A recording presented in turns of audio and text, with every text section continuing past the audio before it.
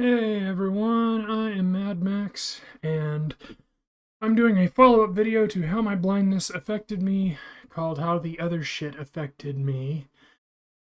For those who haven't been keeping up, I am legally blind. I'm completely blind in my left eye, and I have 2400 in my right eye. I'm partially deaf in my left ear from a bunch of infections. I have asthma and COPD from being born 3 months early, and I have fibromyalgia because I have fibromyalgia, just constant nerve pain. So I went over the blindness. It doesn't really affect me that much, other than the obvious can't drive, can't do other things. It affects me in the macro, but it doesn't affect me in the micro. But the other stuff, well, the hearing doesn't really affect me either, except in crowds. Excuse me. But the asthma and the fibro are the things that really affect me. And even though I claim, the blind community with all the braille that I've got, the asthma and the fibro are actually way more debilitating. So I'll start with the asthma first because that's the most. No, I'll start with the fibro first because that was the one we didn't even know I had. I've always been in pain. Always. All my life, always been in pain. I thought that was the default state of being. I thought everyone was in pain like that. But it turns out that they aren't. It's not normal to wake up as a child and be in horrific pain in your back. And it's not normal to always have migraines in the sunlight. It's actually, that might be my vision. That might not be my asthma or my fibro. But anyway, so that was kind of a low grade thing. It was always there. I just always hurt. And then it turns out, so I've had a lot of trauma happen to me in my life. I was molested at 4. I was beaten by my bad uncle, beaten and emotionally abused, called useless, called worthless because, I'm a cripple, can't work, blah, blah, blah. And beaten. He didn't hurt though, because I was always in so much pain anyway. Like when I was 8, okay? When I was 8, my Uncle Carl beat the shit out of me with a belt. Just started whacking my ass. I was 8 years old, so he beat me 8 times on the butt with a belt. And it didn't hurt. I can't remember what I did to piss him off. It was deserved. Well, in so much as an ass kicking can be deserved. But he beat me. I go up to my room and I scream that I hate him. He's an asshole. Didn't deserve it, and blah, blah, blah. He comes up and beats me 8 more times on the ass with his belt. And then he orders a pizza for everyone else to eat, except for me, because I am the bad man. But, yeah. So the fibro, or maybe it's just my own inherent toughness, has given me an ungodly resistance to pain, but I'm always in pain. But anyway, there's that. When I was 16, I went to a mental hospital because I got snapped by the screen door, right? I go home, I'm leaving for school. The spring on the screen door snaps out, hits me on the arm right here. And I am like, it's bugging the shit out of me. So I'm scratching at it, and I get a pen and I scratch at it. And I was like, oh, it kind of looks like a cross. So dude covered it in with ink and, because I'm 16, I'm a fucking idiot kid. And I come home and my grandma shits a brick. I guess she was visiting or something. And so they put me in the nuthatch because I was trying to self-harm or some shit like that. So I'm in the nuthatch for a couple of months, and because my family had foster kids, because I was in the nuthatch, I had to live with a family friend, and she was not a family friend. She was an awful human being. Her name was Irene, and oh lord, she was terrible. Basically, the very short version is neglect. Just abject neglect. I had to do everything for myself, and give her all of my money, such money as I had at the time. And then when I was 21, I hired a hooker, a prostitute, and it turned out the prostitute was 17, and I didn't know it because I couldn't see the ID. So I pay 50 for a handy because I'm too fat at the time to do it myself, and I'm miserable and I'm depressed, because I'm a useless cripple who can't find a job and couldn't go to school because of my asthma, and so I get caught up because this fucking bitch said that This bitch said I had a blade in my blind cane. I had a graphite-lead blind cane. Typical folding blind cane that anybody has. Anybody who has crappy eyes at the time had. Now they've got these really nice ones. But anyway, said I had a blade in my blind cane, and I got popped on a felony count of attempted rape. And they dropped that. Eventually, I ended up getting convicted of child annoyance, which isn't a crime up here in Washington. So, I did 8 months in the branch. I say prison a lot. I say, oh, I'm an ex-con. I've been to prison. I haven't actually been to prison.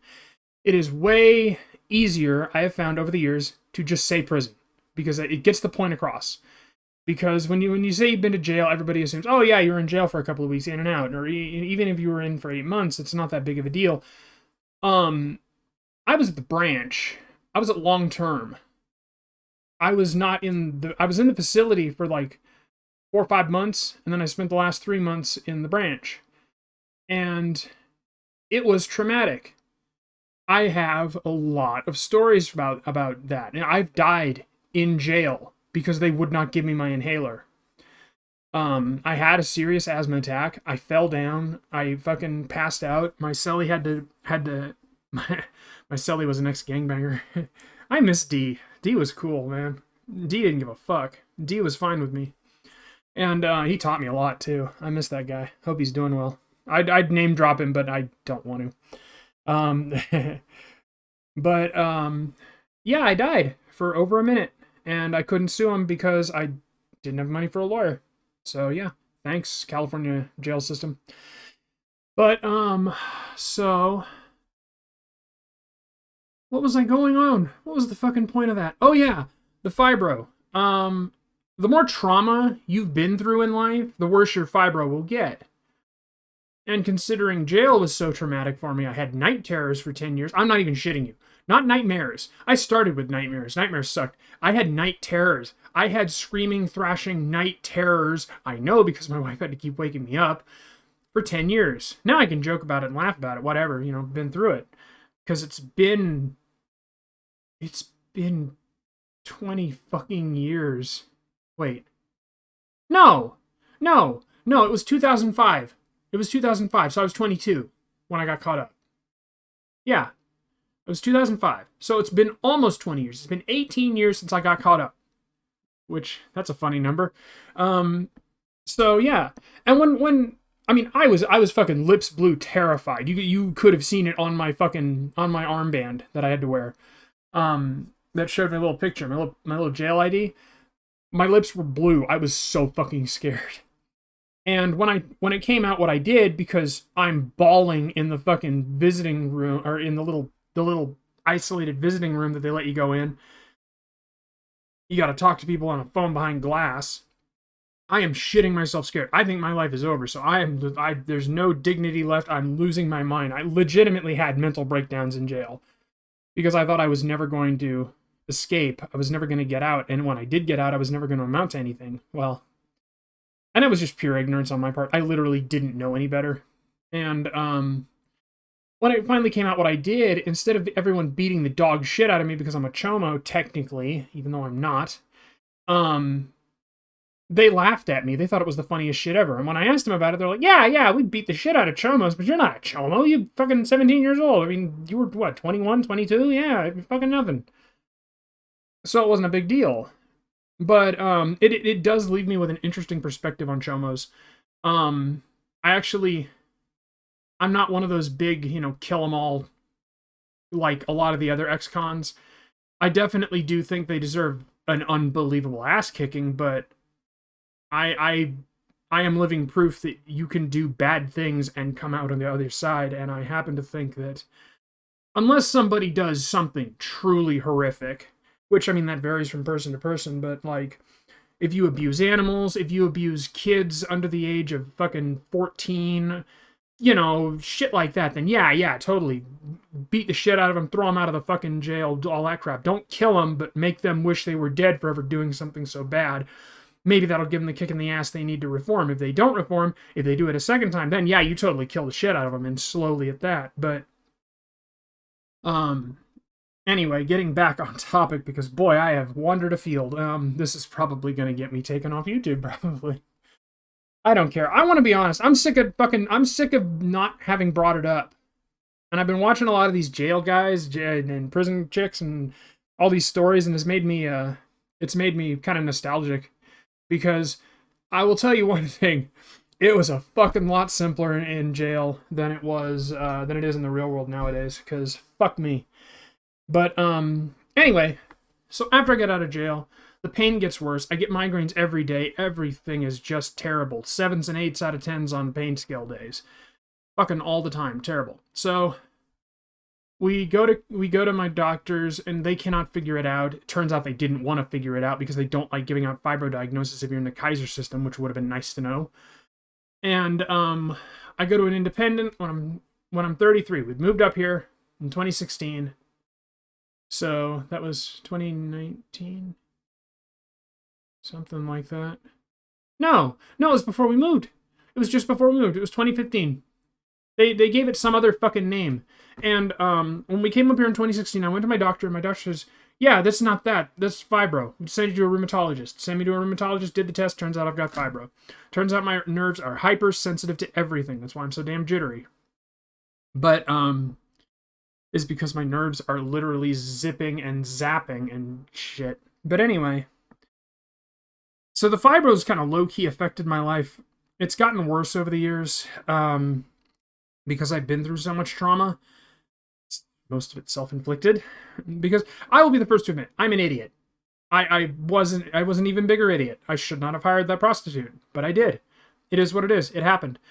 I've done bad things. I've done worse things. I've done horrible things, and none of them are anybody's business. But I acted out as a child, and I did terrible things to people, and I have regrets about that. But you can change. It's not like you have to be a monster forever. You know, I firmly believe that people can change. And if you want to, you should. You should be able to. You should just... Like, if you're a drug user, you can say, I don't want to use drugs anymore, so I'm not gonna. And then you just don't. It's not easy. No big change is ever easy. Oftentimes, it takes a cataclysmic upheaval to make a big change in your own particular fractal pattern. For me, it took fucking jail. 8 months of jail it took to really hammer the point home that this is not the kind of person I want to be. So, you know. But anyway. Now, with the fibro, I get migraines. Most of the time, I finally got some naltrexone, which is usually used for hopheads, for opioids, for opioid addicts. But they give you a super small dosage, like 4.5 milligrams for me, and it has to be compounded, so I have to pay for it out of pocket. But it works, by God. It brings my pain down to like a 4, 5, 6. So it's always going to be there. But lately, the worst part is the fucking cold and my joints. I pretty much just have arthritis, like way earlier than I should, which actually doesn't bug me because I'm old before my time, and I've been old all my life, so it kind of works out. But yeah, so that's how that's affected me. That's just kind of day-to-day micro stuff. Annoying. The way my asthma has affected me was a lot worse. I was told point blank by my pediatrician, by my lung specialist, by everybody, up until fucking before I started losing weight. I mean, up here even, they told me, do not work out, do not exercise, ever. Your lungs will not handle it. And I guess they kind of had a point, because I've died 3 times and been clinically dead for over 3 minutes. But at the same time, fucking, if you take it slow, you can manage it. I did. I had to lean on my Ventolin every time I went for a walk. I had to rest like 3 times during the 2 miles I would walk. But slowly but surely, I managed to where I can even jog for and run for 15 seconds at a whack. I still have to rest, but after a week of running, I can rest and not need my inhaler. I think I'm always going to have to rest after running. I don't think I'm ever going to get further than, oh, I can. I don't think it's ever going to get to the point where, oh, I should, you know. But as it pertains to the asthma, even though I'm much healthier, even though I'm 208 pounds now, you know, as of today, I if somebody with perfume or cologne or some fucking pothead walks by, I still just it hits like a fucking ton of bricks. It doesn't matter how strong I get, my lungs are still fucked.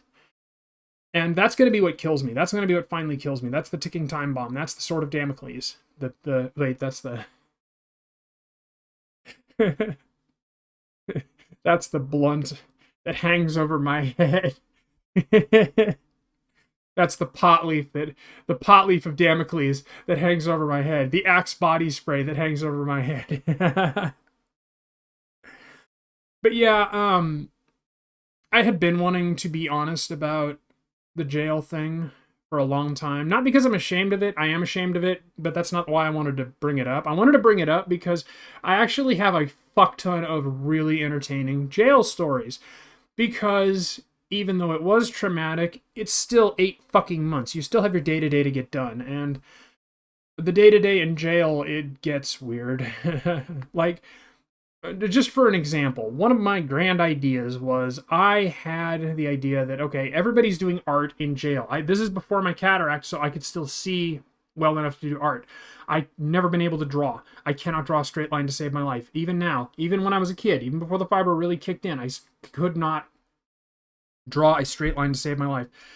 So one of the other guys there taught me how to draw what I call chicken scratching, where you just draw a lot of crooked lines and hope that it makes a straight line. And eventually it does. You draw enough crooked lines, it'll make a straight line. Cool.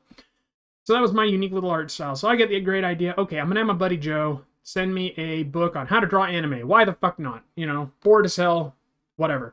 The book comes and there's, you know, nude models without genitalia, you know, to show you how to draw the models. And I was like, I don't want that. I just wanted to know how to draw the faces and shit. And a bunch of people were like, dude, can we buy that book off you? We're gonna go to prison and we could really use that art book. And they're like, yeah, I know why you want to buy it. What do you want for it? I ended up making $50 worth of commissary. I'm not even shitting you. Because they knew, even now, you can fucking see in my closet tons of saltines. I almost eat a saltine sleeve a day. I'm trying to get lower on that, but the salt helps my joints and it helps circulation, I think, because my salt levels are always really low. But we didn't know that back then. I love saltines, so I ate a sleeve of them a day. Everybody knew, get Ryan saltines. Fucking saltines out the wazoo. I mean, $50 of commissary. A saltine sleeve is 70 cents. I didn't get $50 worth of saltines. I got like $20 worth of saltines, $10 worth of fucking lemon drops, root beer barrels, the fucking fireballs that I would trade for something else because I didn't really like them. They knew not to get me the fucking honey buns or anything like that. None of the high value shit. It was all low value shit. But oh my god, I was in it to win it, man. It was fucking great. And I can't really say that I was a whore as such, but there were a couple of instances where the ideas were so funny that I went in on it. Like, this dude paid me $10 worth of lemon drops just so that he could try to braid my hair, like cornrow it. And it was the funniest shit ever, because as you can see, I'm kind of bald. I wasn't as bald back then, but it was still thinning really quickly because stress. And the fucking it looked so dumb and so ridiculous, but it was so worth it just to get the commissary. It was like, dude, it's my hair. I'd go for it. Have fun. They didn't want to braid my beard. They just wanted to braid my hair, show you cornrows and shit. Like, fucking Christ, man. All right, whatever. You have fun. And then another funny story was the resident lunatic at the branch. He would do anything for commissary. That's why I said I don't really like calling myself a whore, because this dude was a whore. He would do fucking anything. And he has to have been on a drug charge. There's nothing else he could have been in on. He snorts the ramen mix. He snorted the spicy chicken one that you get to make spreads with. Oh god, I miss spreads. He snorted it like at 4 in the morning, woke up the entire pod. Oh, everyone was so pissed at him until they found out what he did, and then they just could not stop laughing at him. Like, this dude was fucking, like, they paid him like $5 worth of commissary to fucking surprise me in the shower. I almost beat the shit out of him. I'm in there fucking trying to scrub my hair and clean myself up, because it's okay, in our jail, in the branch anyway, what you had was you had a row, you had a short wall, big wall, fucking, and then behind the short wall you had toilets with obviously no dividers or anything. You just row of toilets with little half walls to divide them. And then over here in the corner you had the shower, which was still pretty open, but people knew not to go bugging people. I get my showers at 4 in the morning because that was as late as I stayed up, and I didn't like being bothered and all this shit. And this dude runs in with his fucking shirt tied around his head. I'm the Toxic Avenger, or some fucking thing like that. Scared the absolute bejesus out of me. I almost punched his fucking lights out. And after that, the shock of it, we had a good laugh. But it's shit like that. I fucking love those stories because even in a dark place like that, there was some levity. And what was that other one? Oh, this was one. I almost beat the shit out of this motherfucker. The thing about jail is you have to be ready to defend yourself. And it doesn't necessarily mean throwing hands, but it does mean standing up for yourself. And this motherfucker comes into our cell, Billy Big Dickin', trying to Billy Big Dick everybody, talking about how he's bad and he's this and he's that and he's fucking 18-year-old ex-gangbanger kid, I guess. Because, PC yard, whatever. And so he comes up to me, he finds out I'm blind because it's really fucking obvious to tell. And this was just after Christmas. They gave us chocolate milk. I didn't want my chocolate milk. I was going to trade it to somebody else. Oh, that was what it was. I traded it to a dude for a buy-in on a spread because chocolate milk was super high value because, you never got it. You only got it on Christmas. And I'm sitting there on my bunk reading very closely, yeah. And this motherfucker comes up and just in front of me snipes my chocolate milk. And I fucking pony up to him. Dude, what the fuck are you doing? Give me back my fucking chocolate milk. How you gonna see it, man? You blind. You don't know nothing. I almost beat the dog shit out of this guy. I was so pissed at the audacity of it and the affront and the fucking disrespect of it. Because, oh boy, respect is a big deal in jail. And they fucking had to hold me back. A couple of guys that, were friendly with me had to hold me back from beating the dog shit out of this guy. And a bunch of other people, grabbed him and they didn't beat him up, but they fucking pulled him, hard to the door. And they actually buzzed the COs. And the COs came in and moved him to another pod, and I heard he got convicted of a hate crime because I'm a cripple, I didn't have anything to do with that. All I know is that motherfucker tried to steal my chocolate milk, and I don't know if people didn't know that I would stand up for myself, but I know people started treating me a lot fucking nicer that day because, I was a scared 22-year-old. I was scared out of my fucking gourd. But at the same time, I wasn't going to let somebody actively disrespect me. I mean, Christ, even I have my limits. Oh, I got another story. God, I'm just going to tell them all, I guess. I had Joe bring me in a fucking... Joe is the real hero of my jail adventure because he had access to my credit card because he went over to my house and grabbed my wallet and shit. Or no. He I guess my dad picked up my wallet and dropped it off at his house so that he could use my card to buy books on Amazon for me. And because that's how you had to get books brought in. You had to have them untampered with, and Amazon was good for that. So it used to be you'd go to Barnes and Noble and have them deliver it. But anyway, one of the books he got me was D&D for Dummies, because what the fuck else are you gonna do in jail? You got especially at a branch when it's kind of a cot thing rather than a cell thing. And so he gets me a D&D book, and the officers had to take all the extra shit out of the D&D book because it was D&D for Dummies. And one of the officers, really nice dude who I never saw again, he actually came in with a bunch of fucking enlarged character sheets and an enlarged map and one of those grid map things that they include. And we're just fucking around trying to make a spinner out of the back of a notebook and a fucking back of a spoon and some combs and shit. And this dude just dumps all this paper on us. Here you go. And he apparently he's smirking the whole damn time because apparently he thinks it's the funniest shit ever. But I couldn't see that. I had to go by what other people were saying. Never saw him again after that, but it was so goddamn funny. Just, we're trying to build characters and build a spinner and build a map, and this motherfucking schizophrenic dude, we made him the DM because he terrified the shit out of us. It's like, man, I got ideas for this world. It's like, okay, just don't fucking stab us, because everyone knew he was going out for a long bid. He was going for 10 to 15, maybe if he's lucky. So we were trying not to piss this guy off, because this guy would fucking stab us. He was terrifying. But boy, he made a big world. He was working on this shit. He was gonna write all this shit down. We were gonna have the best fucking experience in our D&D world, because none of us had ever played it before. He's an old hand. Oh yeah, he's played D&D forever, and he's never played D&D before. He's just crazy enough to come up with a good idea for a fucking story.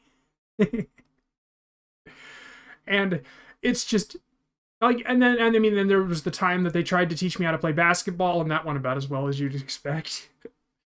And fucking, I mean, I talk about it in laughing terms. It was extraordinarily traumatic, but at the same time, it is something that is in my brain because it was extremely important to me, and my asthma and my fibro both were affected by it. Like, I died in jail, and the jail is the reason I got the cataract, and jail is the reason that my fibro got worse. One of the main reasons my fibro got worse, because it was so traumatic. So not bringing it up bugs me, because there is a wealth of information that I have that I can give to people to hopefully motivate them to not, make my mistakes. And fucking, whenever you bring up that you've done time, everyone always asks the same thing. What did you do? Well, it's not something I'm proud of. I mean, I hired a hooker, for God's sakes. And it turned out the hooker was 17. I didn't know the hooker was 17. I thought the hooker was like 19. That's what I was told. But it is what it is. So I got me too'd, I got me too'd before it was cool. Fucking. And once we get my name expunged, I'm gonna change my name, because I mean, it's been 18 years. I haven't done anything wrong. I've been a good boy, and I'm married now. What the fuck do I need a hooker for? So hopefully someday I can get that expunged. But anyway, I don't even know what I'm gonna call this fucking thing now, because it started off as a fucking thing about my disabilities, and it ended with a big old rant about my time in jail, which I'm still gonna call it prison, but if you need to refer back, I was in the medical ward for 4 or 5 months. They found out, God, that fucking story. They found out I wasn't as blind as I said I was. I was as blind as I said I was. They just don't know what the fuck they're doing. And they sent me to the branch for the remainder of my time. So I was about half in and half on the branch. It wasn't prison, but it's simpler to say it was prison because I'm tired of explaining the difference. But anyway, to go to the doctors, oh Jesus, the doctors. Okay. 2400 in my right eye, nothing in my left. I was combing my hair at the mirror. I was, hang on, that close to the mirror to comb my hair. And the nurse went to the COs and said, "Oh, he's not blind. Send him to the branch." And that's what happened. I mean, there is so much wrong with that I don't even know where to begin with it. How about the time I died? So, 3 a.m, I wake up, severe asthma attack. I go to the button, they won't give me my inhaler. While they're hearing me coughing, and my celly jumps out of bed, gets them to, tries to get them too. He's like, dude, he can't breathe. He's gonna collapse. And I wake up in the hospital. Turns out I've been dead for over a minute. Again. And all of a sudden, oh, look, I've got my Ceravent, where they said they couldn't get it for me before, during pill time. Oh, look, I've got my albuterol. I can't use it whenever I want, but boy, when I fucking push that button and say, hey, I need my albuterol, they give me my fucking albuterol. I have to go out to the, medical area and here's your puffer here. And then fucking I had an ingrown nail. Had an ingrown nail in my left middle finger. It got infected, as in the fucking vein went down my arm. It was turning red. It was seriously infected. Do you know what I had to do? I had to put it under hot water. I had to somebody had to tell me to do this because I had no fucking idea what to do.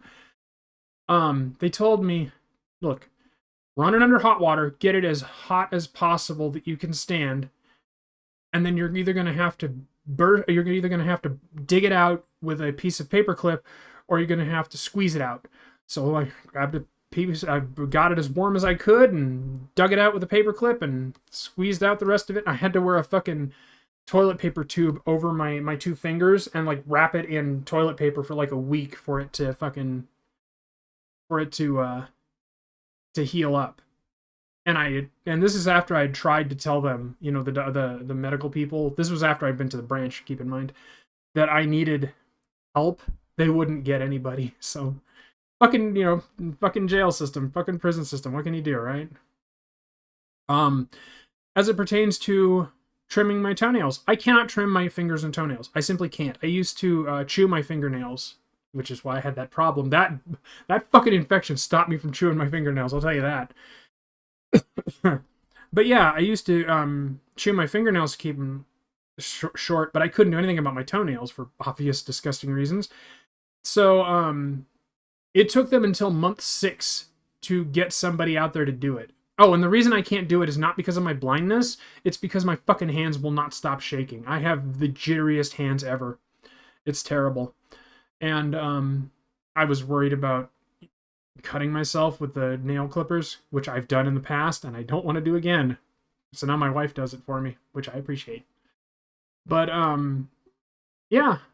I mean, I could tell more stories about jail, though. The fucking spreads, the fucking rummy games with D. D taught me so much. All the books that I got into. I got into Michener in jail. Somebody had left a copy of Chesapeake or something. No, yeah, it was Chesapeake. And that got me into Michener. And so I got like a bunch of his books. And oh god. Fucking Michener was amazing. Is amazing. I still listen to his books every night on audiobook. Larry A. McKeever is a great audio reader. He will knock your ass out. If you need your brain to go away, find a Michener book as read by Larry A. McKeever. That dude knew his shit. I cannot imagine he's still alive. Let me see here. Was there anything else I needed to bring up? Holy Christ, I've been yakking on for half an hour. Well, I feel like this is going to actually get me fucking blackballed from the accessibility thing, but it shouldn't. And I'll tell you why. Anybody watching this who is a dev, who is appalled that, oh no, we gave work to a fucking ex-con, look at what he went to jail for. Look, I want you to think about it this way, dude. I've been through some shit. I am not like these other motherfuckers who haven't been through some shit. I've actually been through shit. And here I am trying to make the world a little bit better. These other motherfuckers, these Twitter activists who don't know their asses from a hole in the ground, talking about how every game needs easy mode and every game should be accessible to everyone. And here I am fucking trying to give you actual options that you could actually implement. If not in the game that we're talking about, then maybe your next iteration of the game or your sequel or whatever. I'm trying to give you actual solutions to your actual problems of accessibility. Well, these motherfuckers are just giving you empty promises of, well, every game should be accessible. So, like, if you want to use them, that's fine, but I'm just saying, there's another way, and my way does not come from fucking hope and prayer. My way comes from getting shit done. TCB, taking care of business. And I don't think that you should discount anyone because of what their past was. I think you should judge somebody on their ideas, not on who they are as a person. And I like to think I have better ideas than most. That sounds really fucking arrogant now that I've heard it out loud. But yeah, I think I have better ideas because I've been through shit and I've had to come up with better ideas. I've had to actually put myself to the test. Whereas a lot of these Twitter slacktivists haven't. And the reason I generalize them is because, well, I mean, it's not even Twitter. It's just disabled people in general. And I've had conversations about it with a bunch of different disabled people. There's two different types of disabled people in the world. There's two different types of people in the world in general, but disabled people, it really, really shows, and you can really, really see it because it's really, really obvious. There are people who are sheltered to the point of, like, pure weakness. They haven't been through anything. That was me for a long time, and then I did time. That's how I know they exist, because I was one. And then there are people who've been through some shit. And generally, the people who've been through some shit have you know, have barked their knees and fucking and been through it. What am I trying to say? The people who have been through shit generally have had to adapt to radical situations, and so their brains are better equipped to handle problems, or their brains are equipped to get into more trouble. You either learn your lesson or you don't. It's as simple as that. And sometimes it takes more than one trip to prison to learn your lesson. I know a couple of YouTubers I've been watching recently. They've done a lot of time over a lot of years. Not me. Fuck that. It took me 8 months to learn all the lessons I needed to learn about that shit. And it took me 8 months to learn that, yeah, just because you're crippled doesn't mean you're above the law, bucko. Anyway, I hope anybody staying to the end of this has enjoyed this ranty, rambly session, and I hope you don't think less of me for what I used to be. I hope you think, you know, equally as much of me as you did before because of what I am now. I just thought people might be interested in what it took for me to become the person that I am. So anyway, I have been Mad Max, and I will see you all next time.